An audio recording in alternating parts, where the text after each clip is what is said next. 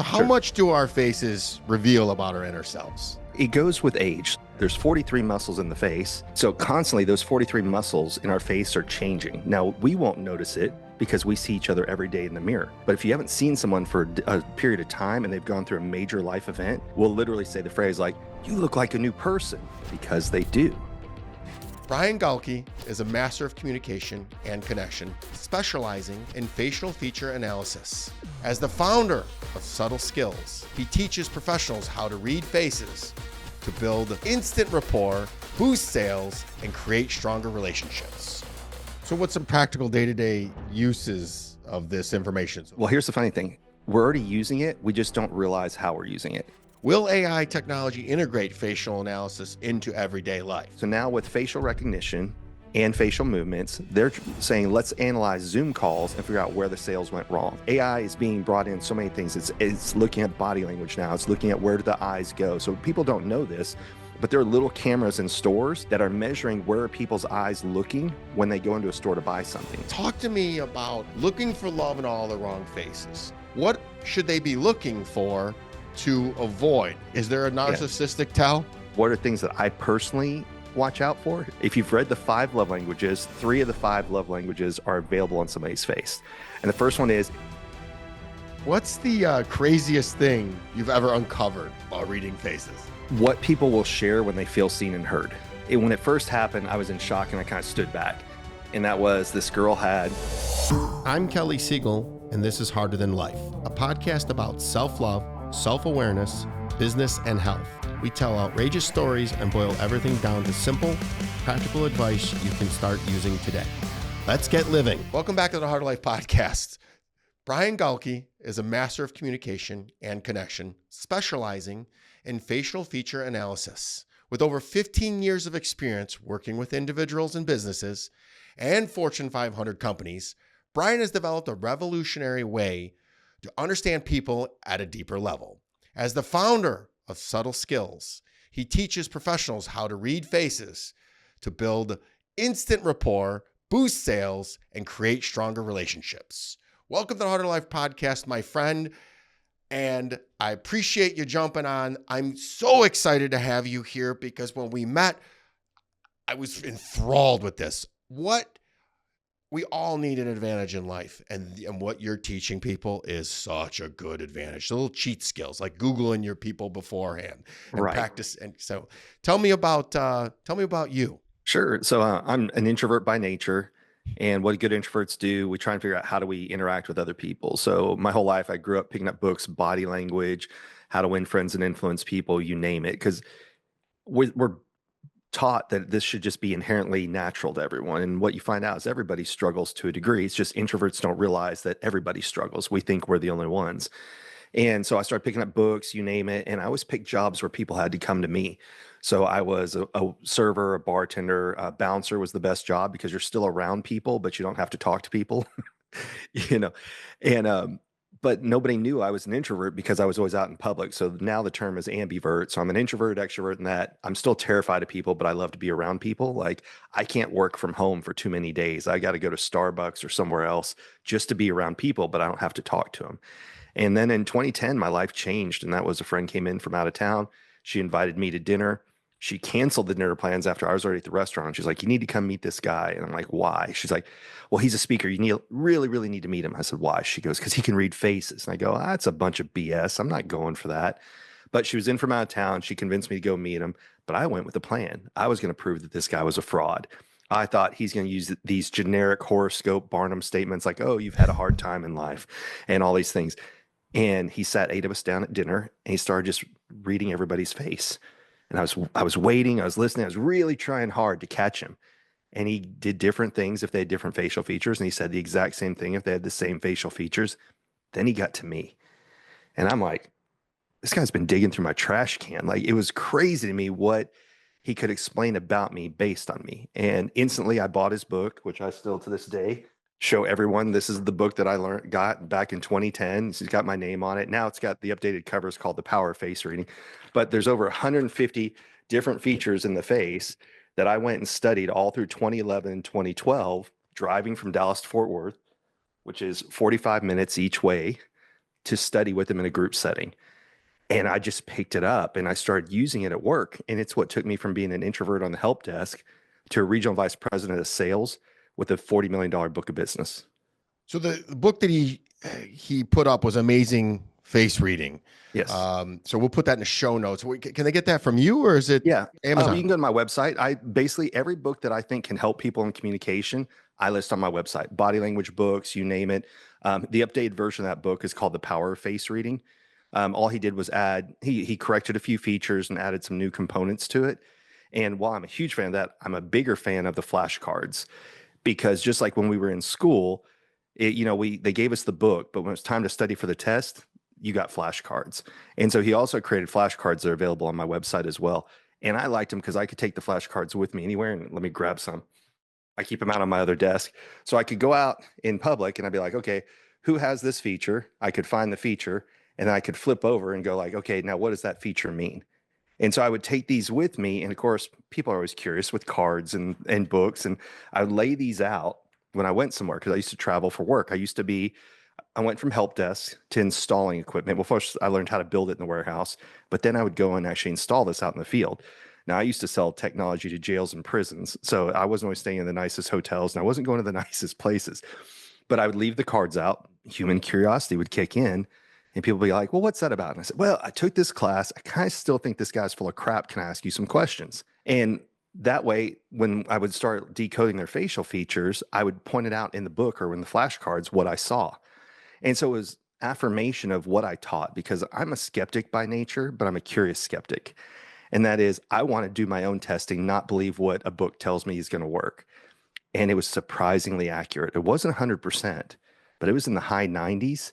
And now that's why I end all my talks is, if there's time, I bring people up on stage, volunteers, and we go through what their faces mean. I just did this with Chris Casamassa. He was the original Scorpion in Mortal Kombat, the movie, and was just in LA for his event. And that's how we ended it, with just people coming up. And there's two reasons for that. One, I want to show people what's possible.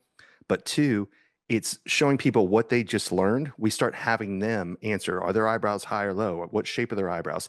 So it's affirmation of what they just learned and putting it into practice with repetition as well. All right.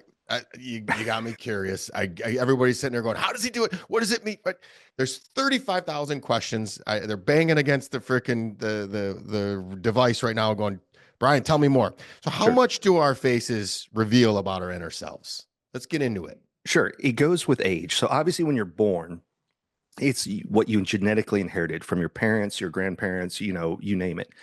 But what happens is, from the moment we're born is a study of something known as epigenetics. And that is, how does the outside world influence us down to a DNA level? So what happens is the mind creates movement, movement creates muscle. So you can take identical twins, same genetic code, raised in the same household, but they had different life experiences. And as a result of that, they made different faces. Well, there's 43 muscles in the face. And just like the rest of our body, the more muscles used, the larger it gets. The less the muscles used, the less it's used.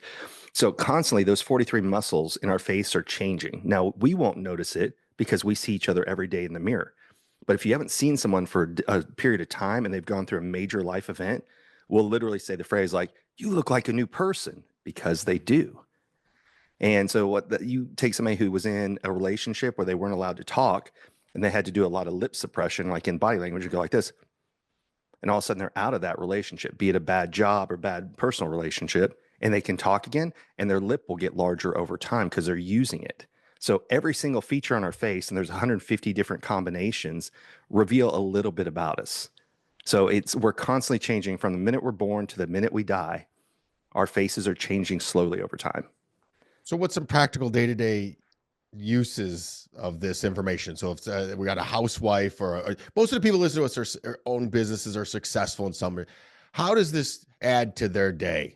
Well, here's the funny thing. We're already using it. We just don't realize how we're using it. When somebody's having a hard time, we say, hey, keep a stiff upper lip. Meaning, if somebody has a thinner upper lip, don't ask them a lot of personal questions. However, if they have a fuller upper lip, go ahead and ask questions. We say things like take one on the chin. That's not just a boxing term. Chin size tells us how people handle criticism and adversity. When we say I'm all ears, well, that's somebody telling you that they're an auditory learner. Well, I'm visual.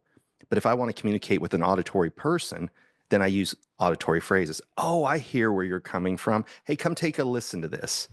So practical information is everyone's face tells us a little bit about them. I like to teach eyebrows. The reason I like to teach eyebrows is because eye contact is a lost art. If you take, for example, there was an article by intelligent.com, December of 2023. They interviewed 800 employers, specifically about hiring kids right out of college for jobs. And what they found is 53% of them couldn't make eye contact during an interview or maintain eye contact. So that's why I like teaching eyebrows, or if you're an introvert like I was, you get credit for eye contact by looking at eyebrows. And eyebrows tell us, how do people take in information and how much time does it take for them to process that information? So when we talk about comedies, there's highbrow humor and lowbrow humor. People think it's a class thing. And to a degree it is, because that's how the terms were used. But eyebrow height tells you how long before somebody feels comfortable making a decision. So if you think of eyebrow height is distance from the eye going up the forehead. It's like if you picture that data has to race down your forehead to get into your eye.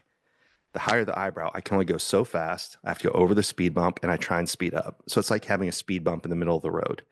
The opposite of that is if somebody has very low eyebrows, they make decisions fast because that data races to get into their brain. And at the last minute, that's when they make a decision. Now, what people get confused about is they think one is more intelligent than the other. And it's not, because sometimes making a decision too quick does as much damage as waiting too long and missing out. So it's about comfort level for the person. So I can literally look at someone and their eyebrow height tells me, if we've got 30 minutes on their calendar, how long are we going to be talking before they make a decision?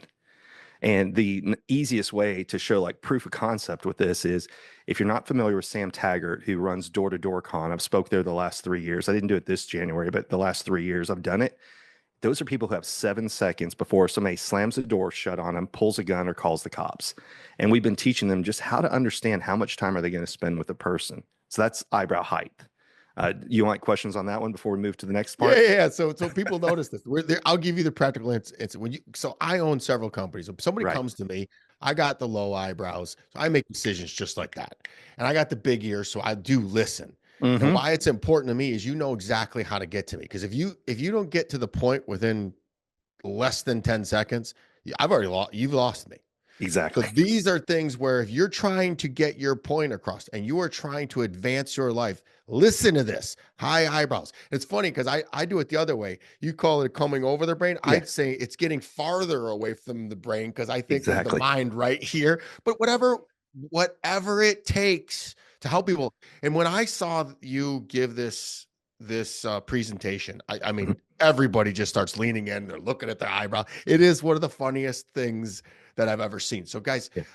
you got to leverage every single tool. I loved how you said the chin, take it out the chin, have a stiff upper lip. That's amazing, but keep going because you're on a Sure. roll. Well, we'll use an example. Because the fact that you have larger ears, I'm going to use auditory phrases. Hey, does this sound like a good idea? Oh, do you hear where I'm coming from? Hey, there's really something I want to talk about. Do you have a few minutes to listen? But if you were visual, I would change that to, oh, I see where you're coming from. Oh, I get the picture. And it's learning to meet people where they are. And people go, that's manipulation. I go, okay, well, let me give you a good example. I used to travel when I was a young kid, and everywhere I went, I used to think they should speak English. And if they don't, well, I'll speak English louder, right? Like that somehow overcomes the barrier. But when you learn, the thing to do is when you go to other countries, you respect their language. So, for example, when I started going everywhere and I changed it to, let me learn, please, thank you, good morning, good afternoon, where's the bathroom, all the important stuff.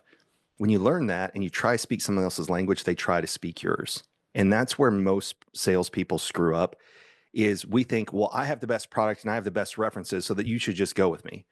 That's pitching your product. But when you're learning to actually present to the person, that's what changes it. We all know when something is customized for us and someone's trying to work with us versus show up and throw up. And the people who show up and throw up and go through a presentation without taking the audience into account, that reeks of commission breath. And commission breath is as a neediness, and neediness is a repellent. So when you go into a room, like we'd go into these presentations, and I was never telling anybody what I was doing because I was ashamed that I had to study people. And now I realize that was the dumbest thing ever. I should have been sharing with everybody what I was learning, because the one thing that we all realized after we were locked in our homes, a few years ago, is connection and communication is key. We didn't realize how much we need other people until we couldn't be around other people.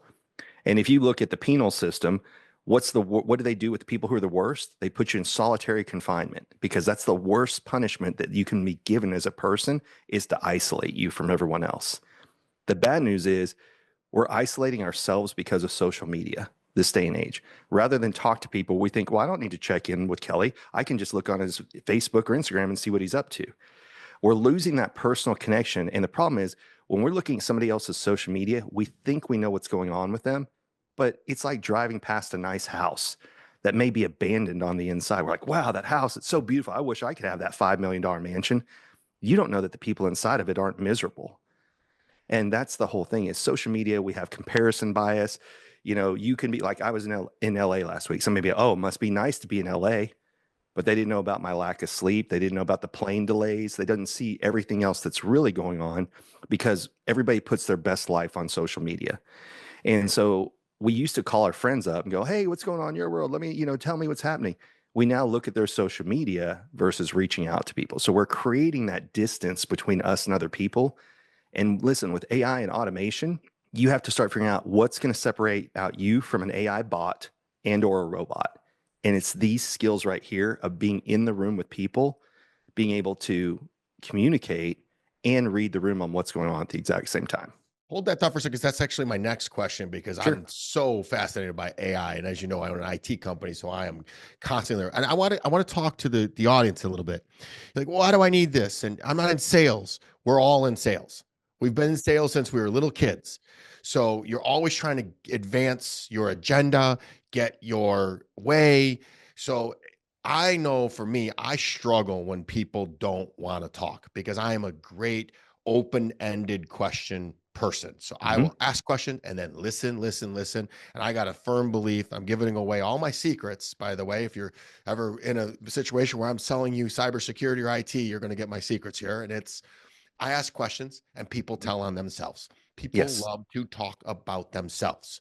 So if I get somebody with that stiff upper lip and that arms crossed, and I'm a big body, that's where I'd forgotten that you're facial, but I'm a body language guy. So if somebody's sitting there with their arms crossed and brows furrowed, there's ways that people invite you to talk to them, but I struggle with arms crossed, heads down, stiff upper lip, and I ask an open-ended question and they give me one word answers. I'm like, okay. Yes. I usually then break it over to like, why am I here? And it's like, so this is very practical. And if you've taken nothing, I'm just going to reiterate, nothing away from this. Read the height of the eyebrows and then reach out to Brian, and he teaches this stuff over and over. But you dabbled in the AI, and I am massive in AI. We've got all kinds of AI working for the brand and for the IT company. So will AI technology integrate facial analysis into everyday life, which we're seeing some of it in the casinos now? Do you seeing that happen? Yeah. So there's different software that's trying to do several different things. Are you familiar with micro expressions at all? No. So that's Paul Ekman's work, EKMAN. A way that most people, like average society, would know it is there's a show that's on Hulu called Lie to Me. And that show is based on Paul Ekman's character. So like he gave input to it all. So that is, micro expressions are fast facial movements that last a fraction of a second. And it kind of gives you an idea of what's going on with other people. Now, what I also think is hugely important that you just talked about, AI is trying to look. So now with facial recognition and facial movements, they're saying, let's analyze Zoom calls and figure out where the sales went wrong. So if you Google what I teach, which is decoding facial features, the name of the study, it's not a science. The study is physiognomy. And if you Google physiognomy and AI, they are looking to see, can we start bringing this back to help people understand and or robots to understand people better? So yes, AI is being brought in so many things. It's looking at body language now. It's looking at where do the eyes go. So people don't know this, but there are little cameras in stores that are measuring where are people's eyes looking when they go into a store to buy something. That's why, for anybody who's never been in marketing or sales, the premium product placement is at eye level in a store. So people don't know this. People think, oh, well, they just bring in whatever product. No, you pay for the height of where your product is located. So the people who pay the least, their stuff goes down by the very bottom shelf. People who pay the most, it's up by the eye contact. Now they've gone into gas stations and other places and put in cameras to look and see where people's eyes go because they're trying to figure it all out. I scarily think we're not that far away from Minority Report, not in that we're going to pre-predict crime, but if you remember, he had to change his eyeballs out because they were scanning his eyes and giving him personalized advertisements. Well, we're already getting that through the algorithm, right? When we log into a Facebook, Instagram, whatever it is, it's delivering different content to you than it is to me. The only difference is right now we're not out in public and it's not doing eye recognition, but I scarily think that's coming. I mean, if you haven't seen those videos with what is it, the Meta glasses, where you can go out and it's studying you and then giving me information about you in real time, that scares the crap out of me. Something you brought up that I want to address, it's not just about reading other people's body language. This is a book I recommend to everyone. So it's called You Say More Than You Think by Janine Driver. And that is, what does your body language say about you? Because what we don't realize is we all have mirror neurons. And so when you smile, I want to smile. If you cross your arms, I want to cross my arms. So the question is, if you're going in, especially when we're new in sales, and I was forced into sales, I did not want to do it. I thought it was, the dark side, all that sleazy stuff. When you walk into a room, you're setting the tone for the room. And that's the whole thing, is you want to show your best body language, open body language. Can I see your hands? Are you scouring? Do you need glasses, or are you raising your eyebrows up like recognition? This is the total nerd in me. So hold on. I am a total book nerd. So the like switch right here was written by FBI behavioral analysis units, and how they taught them how to basically make friends to get people to turn against their own country. How did they create double agents and things? And they talked about, they even taught some professionals when they'd walk into a room, biologically, when a stranger enters our room, the first place we look is at eyebrows for intent. And so if I walk into a room like this, I'm scanning the room, I'm scouring the room, I'm seen as a foe. If I walk into a room and I raise my eyebrows up, hey, it's recognizing my friend. It's that simple. We do that without thinking about it, because when we were in tribes and we're in communities, stranger danger, right? Somebody walked in and we first looked, are they frowning? Are they making that furrowed brow because they're a foe? Or is it raised in recognition? Then we'd go to look at their hands. So that's why body language is important. We first look and say, okay, are they friendly or are they dangerous? And then what's in their hands? Is it something that can kill me? So you have to be thinking about these things when you're walking into someone else's turf, be it their home, you're asking them out on a date. Why do you think dates meet at a coffee shop first? Because if we all met at somebody's house, somebody's on the defensive right away. So it's constantly thinking, how do I just put people at ease versus pitch my product? And I very much know what you talked about, because number one, I started out as an IT nerd. I started off with my Microsoft certification, my MCSE, and then I got CCNA. And the thing about IT work is it's a necessary evil that nobody wants to spend money on until they've had a bad experience.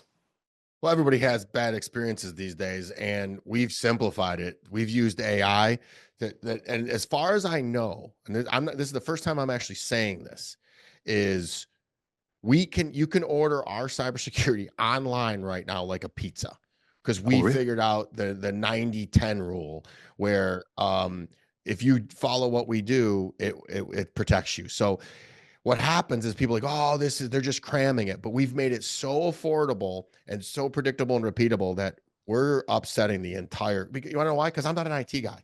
Yeah. You're an introvert. I'm an extrovert. Yeah. You know why I'm a good salesperson? Because I had to be to survive my childhood.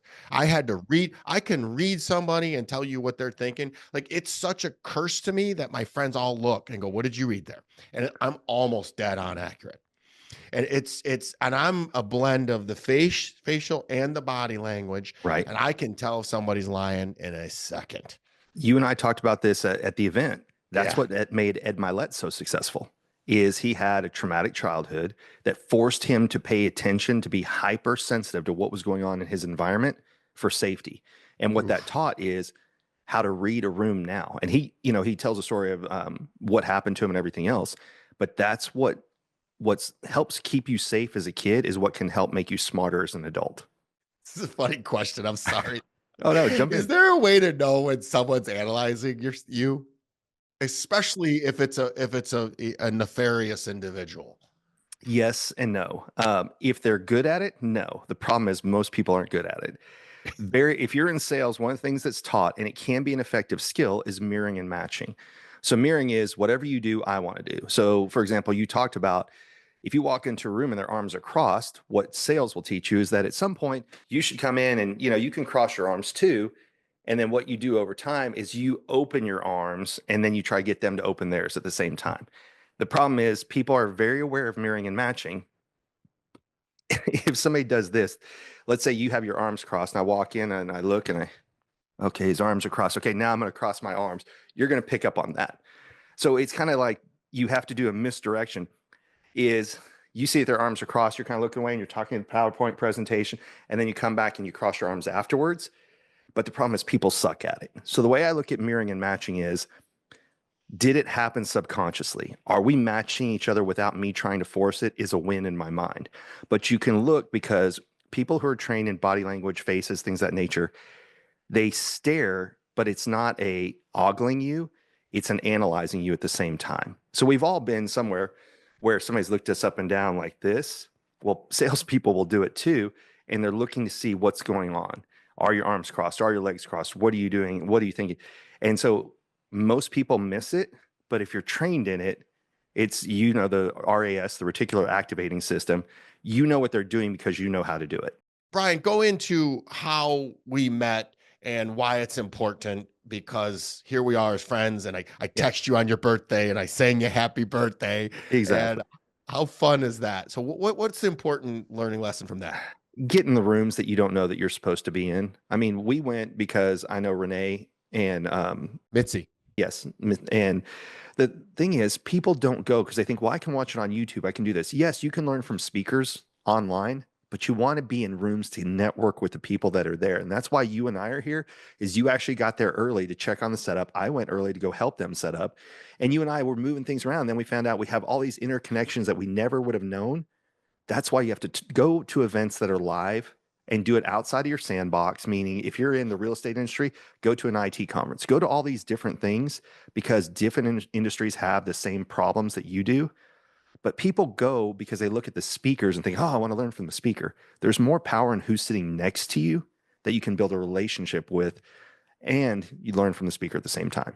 Well, you make lifelong friends like I have with you, Exactly. And then you get a message from me on your birthday where I sing to you. We have a lot of business owners that listen to the podcast, and I highly recommend you reach out to this, because I am a critic of bad salespeople. I think we have a literal epidemic of bad, poor, god awful salespeople these days. And people just think, oh, it's just get them talking. And no, it's not. Sell them what they ask for and give them what they need. Correct. But we're into it's always the me. It's I need to make quota.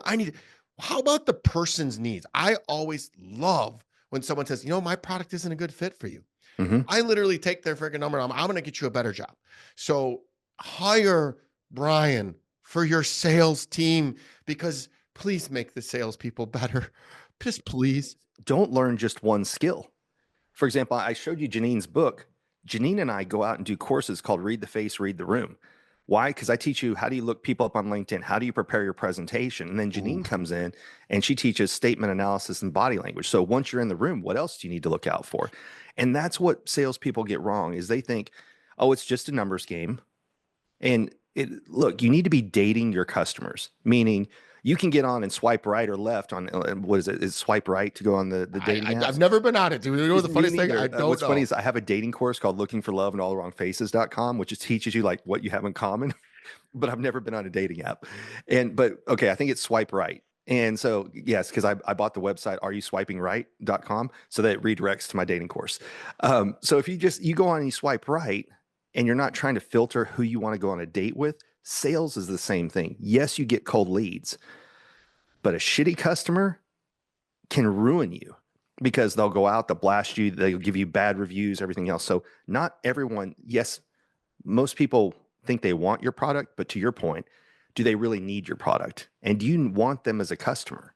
That's the thing about sales, is we are commission driven. I was in sales for 14 years. If I didn't win, I didn't get paid. So I get the drive to do it. But we ended up in some bad contracts where the company lost money over time. So we won the business, but we ended up losing money instead of making money. And that's what you have to focus on, is like dating, like anything else. What are you hoping to gain out of it? And what's your long-term gain? If you knock doors, maybe you don't care about that.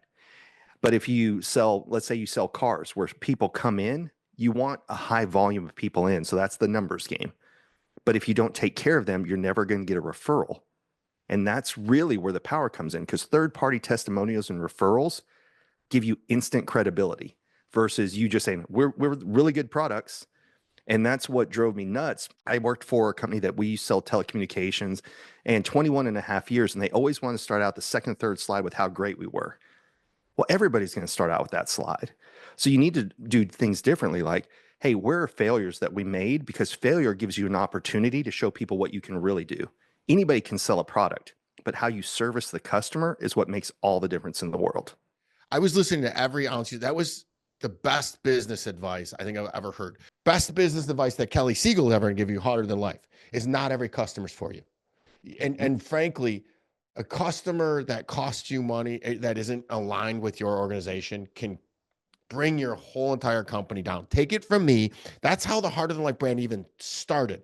We had a customer that was our largest customer that dictated everything we did and made my entire organization miserable. And then when the pandemic hit, they left and the entire organization grew after we lost our biggest customer because morale improved. And I learned so much for that. And it is also, when you look at people, sometimes if they're just, to keep it simple, they're positive and you're negative, or you're positive, they're negative, you have to be in alignment. That's why at NTM we have core values. And I'm interviewing my potential clients, do they align with those core values? Because if they're not in alignment, they're going to cost you money. So you use Brian's skills or Brian's teachings to identify, are they being honest? Because everybody's going to tell you, oh, it's not about price. Customers now are gotten wiser. I'm not looking for the lowest price. Right. I'm looking for the best value. And then you see their shift change, or they make an abrupt change, and you realize that's bull. So all I do is I follow up with another question, like, tell me how you came to the solution that you have today. How did you there's ways that you're going to ask questions. Now we're veering way off the skills, but you can do that by reading, are they open to it or not? The lips, the ears, and say, tell me how you ended up with who you have today. And you can say, who ended up losing? And they'll tell on themselves, oh yeah, we did end up cheat. They were the lowest price. And they just told you 10 seconds ago they don't buy on price, but they bought on price the last time. And you need to know that. That doesn't mean that they're not for you. This is turning into a sales discussion, which I love. Oh, I love sales. But like you said, everything in life is sales. You want to laugh? I'll give you a good laugh. Look at this book right behind me. Ziglar. Love it. Ziglar on Selling. This book is so old. Look at here is the definition of a salesman. You ever want a great freaking thing? The definition of a salesman. Every time I read it, it fires me up. If you are a sales and you read this and it doesn't fire you up, get out of sales. Zig Ziglar, one of the foundations. You can have everything you want. You just help everybody else get it. That's why I love reaching out to Brian and people like him and bringing this stuff to you. I was extremely lucky. Zig Ziglar's from Texas, Dallas specifically. When I was in junior high, I had a course called I Can, which every day after lunch, we got to go in for 45 minutes after lunch, listen to one of his cassette tapes. You went there, and I'm going to go back there, looking for love in all the wrong faces. I did not mean we just went from sales to love. Oh yeah. That's welcome to Harder Life, people. Yeah. I love love. Everybody loves love. Actually, little known sales fact, I lead with love and positive energy, love and abundance, and I make more sales, and I smile. We'll get into the smiling in a minute, but talk to me about looking for love in all the wrong faces. If I am on a dating app, which I've never been, but it's a lot of people do it. Most relationships are there. What should they be looking for to avoid? Like the common one is the narcissistic. Is there a narcissistic tell? They're not necessarily narcissistic. What you want to look for is what's like you and what's different from you. Now, there's nothing wrong with differences because opposites attract. But what you want to learn is to have those difficult discussions up front, not after the love phase passes, right? When the honeymoon's over and what you used to think was cute, you now want to strangle them for. And so I'll use you as an example in this one because I already know me, and then I'll come back to a true life story with me in a second.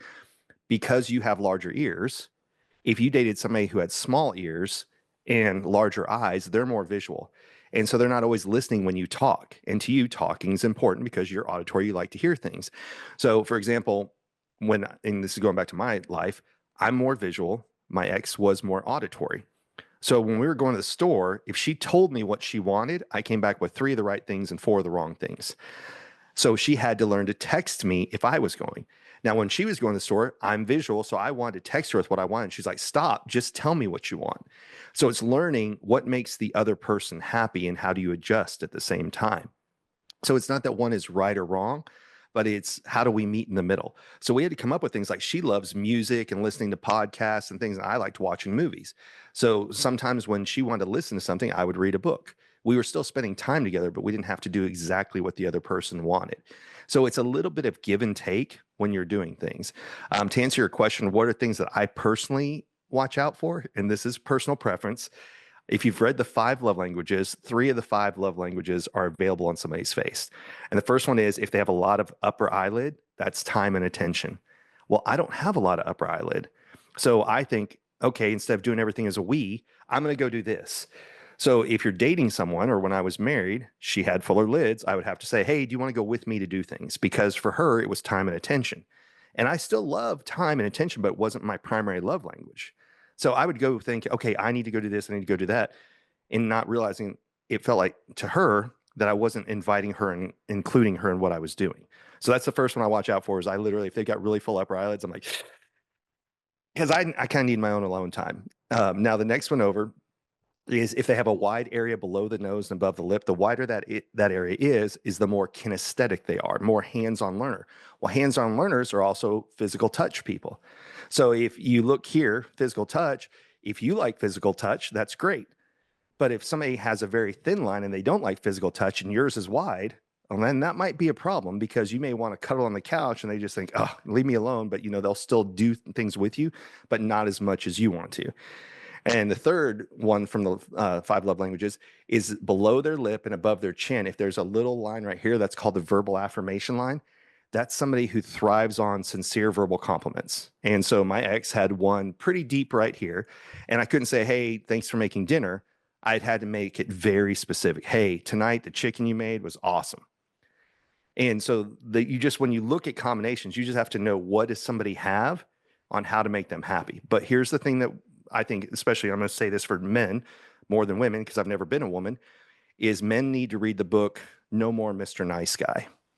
And the reason for that is we're taught to basically, okay, men are the provider, now just do everything for a woman. And what you have to realize is it's not happy wife, happy life. It's happy spouse, happy house. It takes 2 people to make a home. It needs to make 2 people a priority. And your goal is to treat them as a priority, and their goal is to treat you as a priority, and you will somehow meet in the middle. But it's learning all these things about people. Now, if you want to answer one, and this is kind of going to make you laugh. Well, if I were to ask you, what does a witch look like? Or what does the devil look like? Angled eyebrows, a downturned nose, and a pointy chin are things that I would pay attention to. So angled eyebrows, I have it. Angled eyebrows are what's my angle? Help me understand it. Downturned nose, well, if you can't see somebody's nostrils, they tend to think of what they want in life. So, hey, you got to break a few omelets or eggs to make an omelet type scenario. The ends justify the means, whatever phrase you want to say. And then pointy chins are like what you can stab people with. So if I said draw a vampire or a witch, guess what they all 3 have?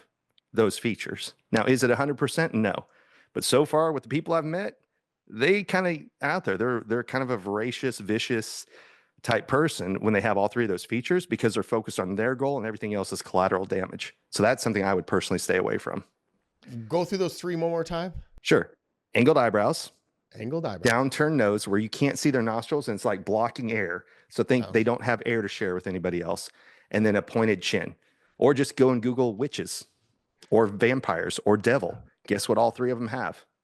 Ladies and gentlemen, you have the Brian Galke secrets to swiping. Yes. Brian, do you have that in a cheat sheet that you can share with people, or is it what's available on the looking for love in all the wrong faces.com? That's just a cheap dating course. I wanted to create something. It was a byproduct of the pandemic, and that was What happened? Everybody went to online dating, and it's just like resumes. It's a pretty picture and a bunch of lies down below. So Mm-hmm. I just wanted, people kept sending me pictures going, well, what do you see? What do you see? And I thought, I'm not doing this because it becomes not fun. I love analyzing faces, but it got to be so many were reaching out to me. I just created a cheap course, and the tagline is it's cheaper than two bad dates. And it's very, very simply, what do the eyebrows tell you? So we talked about eyebrow height. Eyebrow shape tells you how do they want the information presented to them. Like, are they facts, figures, data? Do they want to know what's their angle, or do they care about the people around them more than they care about themselves? So all these things vary. And that's what eyebrows can tell you about someone. So that's what that dating course is on. And like, for example, if you go out on a date and you have a fuller upper lip and they have a flatter upper lip, well, they're not going to open up until they feel like you've earned that right. That's why we say the phrase, keep a stiff upper lip. Or if somebody has a small mouth, they don't talk a lot. That's why what's the opposite of that? Hey, you got a big mouth. What does a big mouth have? Literally a big mouth, because it's somebody who talks and shares information. And that's the funny thing. We talk about faces nonstop when we're learning stuff. And then the basic cheat sheet, if everybody goes to decodetheface.com, is eyebrow height, eyebrow shape, and then eye angles, because those three alone benefit you three different ways. It's how long do they take to make a decision? How do they want the information presented? And then the eye angle tells you, do you talk about the potential downsides first, or do you focus on the positives and the upside? Those three things keep you in this zone from eyebrow to eye and give you credit for that eye contact, like we talked about. One more time with that website, because we're going to put it in the show notes. Yeah, decodetheface.com. The funny thing is, my website is subtleskills.com, but nobody can spell subtle. So I had to figure out what's another URL that I could buy. The one thing I love about you is you just keep giving back and you keep pouring. And since I saw you, what are we, 4 or 5 months now? Yeah. You've grown tremendously, and I'm really proud of you and very happy to have you on the show. And thank you for jumping on this. You went into the power of the eyebrows. So I want to really deep dive into the why angled brows mean you need to understand first before trusting, because this is the one that always throws me for a loop. You know what I'm going to do? I'm going to show it to you. So let me open up a PowerPoint. Because I'm a visual learner and I know you're auditory, but let's help out the rest of your audience, right? Let me show you what eyebrows. Okay. So this one's right out of the presentation I did for in LA last week. All right. So you can see the three people there. Yes. Okay. So even Legos knows that there's three basic shapes of eyebrows. There's straight eyebrows, angled eyebrows, and rounded eyebrows. And we all played that game as a kid. The way you win is to put the right peg in the right hole. And so when you start looking at people, you can actually see, based on what their eyebrow is, how they take in and process information. So straight eyebrows, they get straight to the point, facts, figures, and data. And what I love is in the whole presentation, I talked about authors and artists used to take courses in physiognomy to describe characters in a book. But film and television does the same thing to us. So if you look at Spock here, what's he known for? Logic. And what did they do to the actor's eyebrows? They made him straight. So if you know who this actor is in real life, he doesn't look like that. But television and movies have been altering people's faces to make that person match the character that they're portraying. So you know how I go this? I consider that how I cheat with this. I call that straight-laced person. Straight eyebrows, straight-laced. So this is how my small brain works. I have to keep this. I remember this from when you gave the presentation when I first met you. I remember straight-laced means they're going to be very logical. Yes, very logical. Facts, figures, data. And that's why, like, look at Warren Buffett, his glasses straight, his eyebrows straight. Does he care about whether or not the product is good? He doesn't care about public sentiment. He looks at the numbers, and that's how he decides to do things. And guys, also understand, this is the dominant. They'll have other traits, but this is the dominant trait. Yeah, this is the one that you get credit for eye contact, and it tells you so much about people. And the thing about eyebrows is because the muscles that are here, they're constantly changing. So as a matter of fact, let me go back one, because I know what your audience is probably thinking is what a lot of people think. So I'm going to backtrack and show you a few slides real fast. I must admit, this is the first time we've used slides in the show, but we'll make it work well. Yeah. If you don't think eyebrows are important, just go and Google people without eyebrows. Whoa. Yeah. Or the same thing. What happens if you change somebody's eyebrows? Guys, you got to watch this on YouTube. This is great. Yeah. We'll flash them up on the socials as And you well. can look, I just went and Googled babies with eyebrows drawn on, but it changes how we see them. And the last one is if you don't think it's important, remove one feature from someone's face. Oy.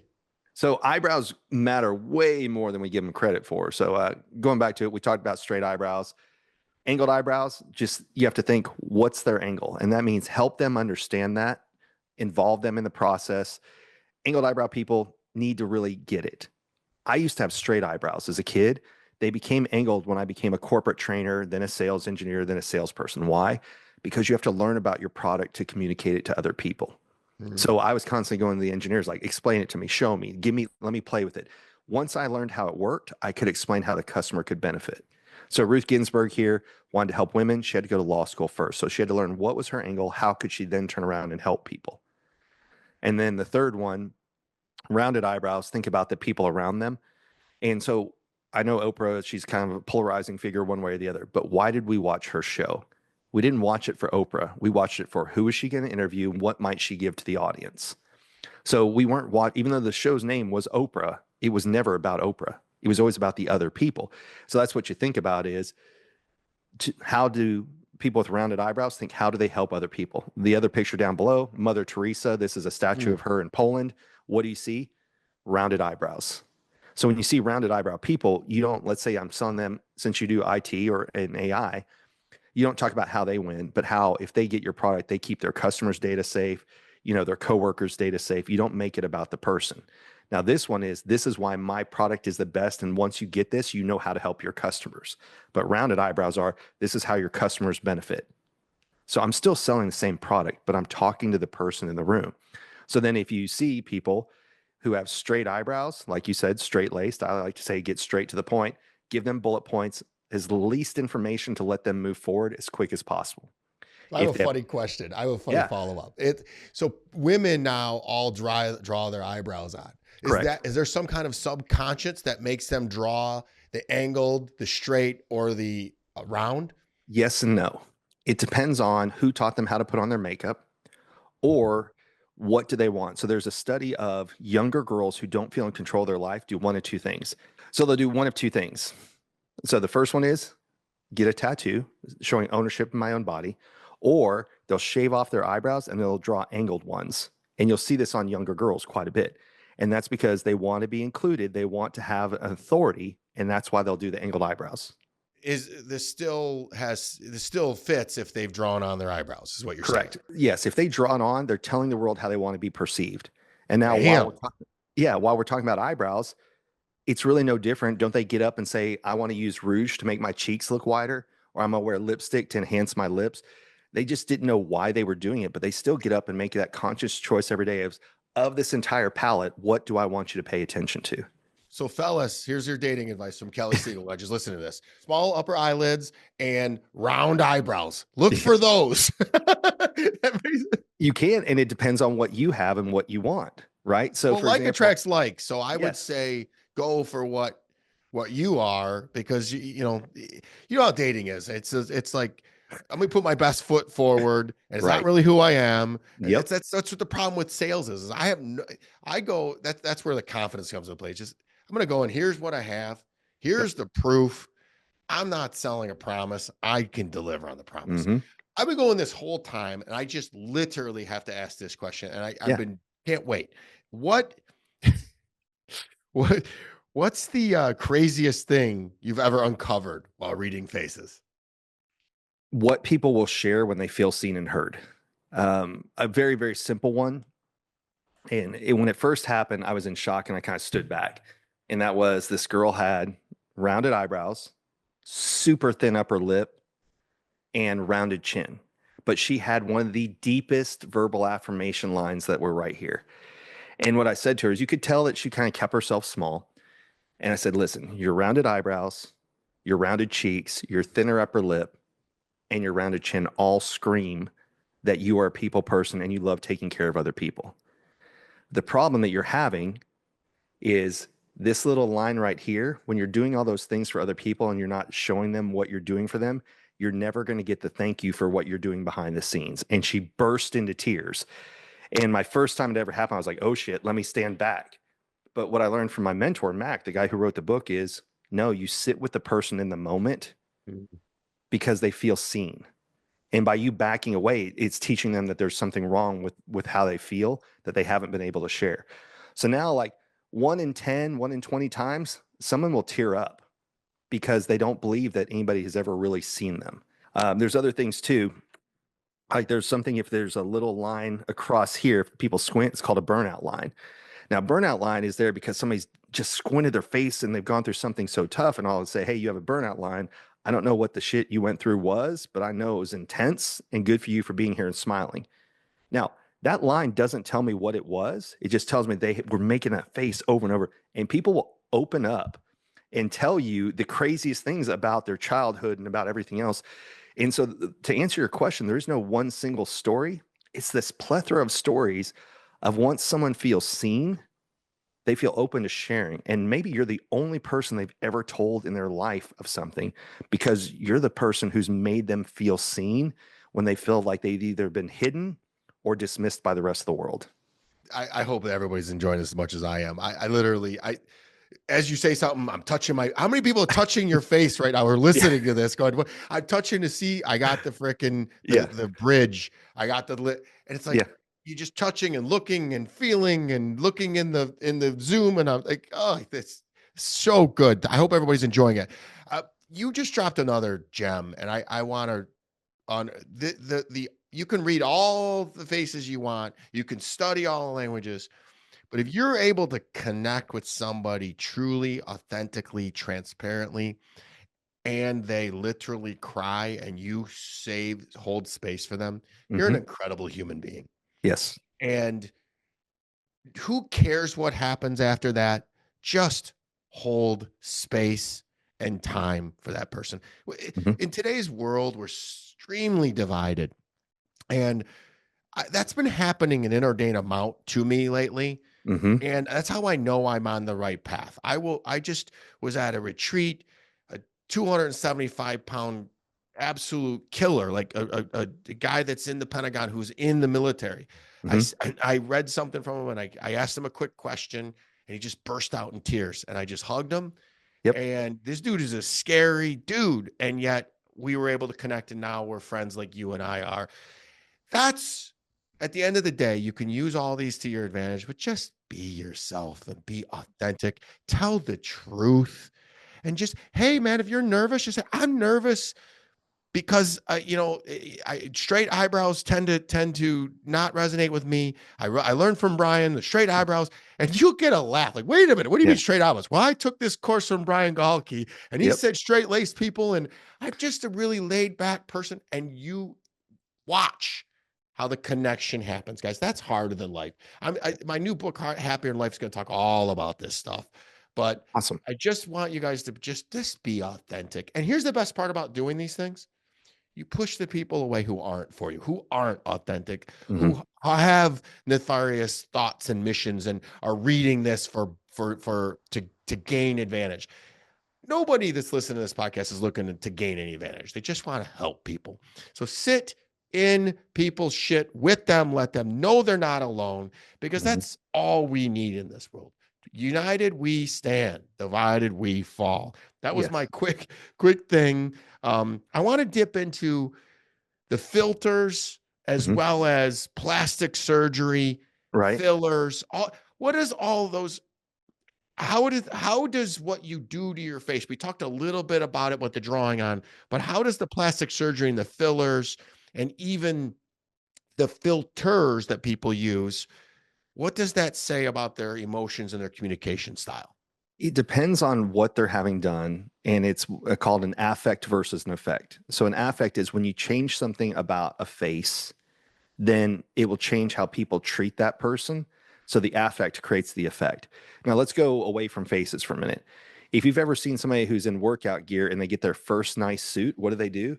They stand a little taller, they feel a little sexier. Or some women, when like I know a girl who, when it's presentation time, she puts on her high heels, and that's part of her uniform, her outfit. It gives her confidence. Plastic surgery is just a more full-time confidence factor. So this was years ago. A buddy of mine's brother-in-law is a prominent plastic surgeon in Dallas. And what he found is when some women had an augmentation, let's say below their throat and above their belly button, they tended they tended to be engaged or married within a year. And it was not about that thing changed it, but their confidence changed when they had that done. Now, that's when that was the main plastic surgery. Now, fillers in lips and faces and everything else. Why do people get number one plastic surgery right now? Lip enhancement. Why? Because fuller lips are more approachable. That's why if you look at older women, when they draw on their lipstick, they'll draw larger lips than they actually have. Because subconsciously, every book we ever read and every character that was described to us, thinner upper lip people were more private, more reserved. That's why we say the phrase, keep a stiff upper lip, or my lips are sealed. All these things are, hey, stay away, give me space. But when you have fuller upper lips, you're seen as more approachable. So that's one. A newer one is give people higher, rounder cheeks here. Well, cheeks are like gas gauges of how much energy do they have. The reason for having larger, rounded cheeks is they're called movie star cheeks. Why are they called movie star cheeks? Actors and actresses were hired based on stage lights reflecting off of their face. And so when people walk in that have high and rounded cheeks, they get attention from other people because the way that light reflects off of them. And by human nature, we pay attention when somebody walks in a room. And when those cheeks are there, we're like, oh, okay, that's really cool. So that's why cheek enhancement is really popular right now. If you look at somebody who's had a small chin, well, smaller chins, when we say take one on the chin, you can tell they don't handle criticism and adversity very well. If they get chin implants, it's not necessarily the feature, it's how they feel about it. So a really good book on that subject, Psycho-Cybernetics by Malcolm Maltz. So Brad Lee told me to read this book, and it's a really good book. This guy was a plastic surgeon, and what he found is you could change something in someone's face and they became a brand new person. Or you could change something and in the mirror, they didn't see the change because they were still mentally stuck. Wow. So it's not necessarily about the physical feature, it's the mental association that's associated with the procedure that changes personality. Wow, this is awesome. I have 3 more questions and 5 minutes to do it. So Sure. let's kind of keep these a little bit quicker. And these are good ones that I'm sure the audience want to know. So are there any famous celebrities or leaders whose face tell an interesting story? We just had the Oscars. So is there anything you read? There's a lot of people that have it. The problem, like you said earlier, is most of the pictures, you have to go and Google their real face versus what is published online. Because what do photographers do?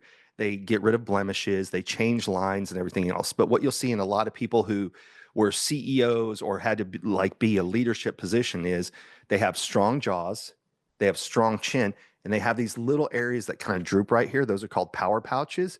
And that's from having to take one on the chin for other people while also holding in your jaw right here, and literally taking one on the chin and gritting at the same time is what creates those little pouches that are right there in the face. That's a simple big mine are. Yeah, exactly.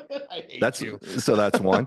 And then you look, there's just different lines. There's an actor that I actually know. He was on 24 and some other ones, and this was back in the Clubhouse days. I had 2 pictures of him that were a week apart. And for the people who are listening, on the the left-hand side of their face, from the nose, like this part of the cheek that goes down to the mouth, one picture of this was very light. And then the picture a week later, super deep. And I said to this actor, I said, what in the world happened to you in between those 2 pictures? He said, I found out that my brother that I was closest to in life died in between those 2 pictures. This is called a disappointment line that can turn into a grief line down here. So that disappointment was he was on set when his brother died. And a week later, that was so deep, it had a shadow there.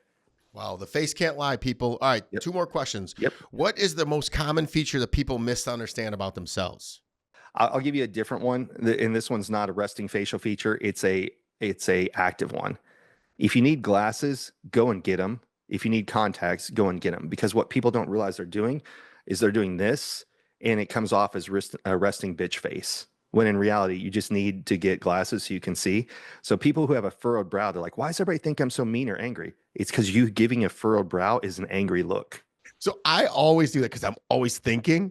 So I tell people all the time, like, I'm not being mad. I'm analyzing. Yes. And I think I said that to you when I met you. All right, last question, and we'll get out of here. And thank you. I hope people, awesome. I don't have to tell you to share this.